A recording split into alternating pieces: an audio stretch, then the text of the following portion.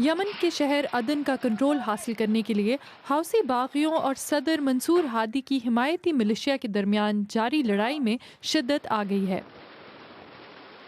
اس لڑائی میں تیزی آنے کے ساتھ ہی وہاں ہونے والے جانی نقصان کے بارے میں خدشات بھی سامنے آ رہے ہیں۔ حوثی باغیوں نے شہر پر شدید گولہ باری کی ہے اور وہ حکومتی افواج کے زیر اثر علاقوں میں پیش قدمی کے لیے ٹینک اور بختر بند گاڑیاں استعمال کر رہے ہیں۔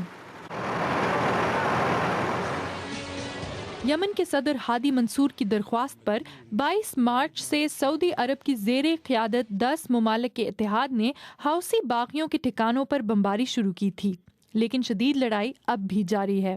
اتحادی افواج کے ترجمان جنرل احمد اسیر نے بی بی سی کو بتایا کہ حوثی باغیوں کو نشانہ بنانا ایک مشکل کام ہے۔ ہم انٹیلیجنس کے ذریعے معلوم کرتے ہیں کہ ہمارے ٹارگٹ صحیح ہیں۔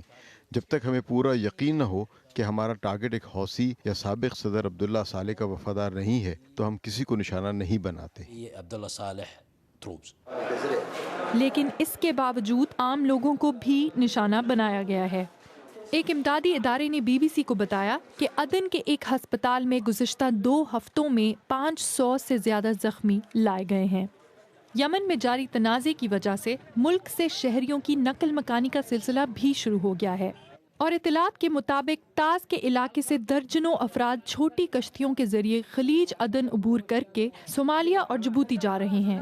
ایمن خواجہ، بی بی سی نیوز۔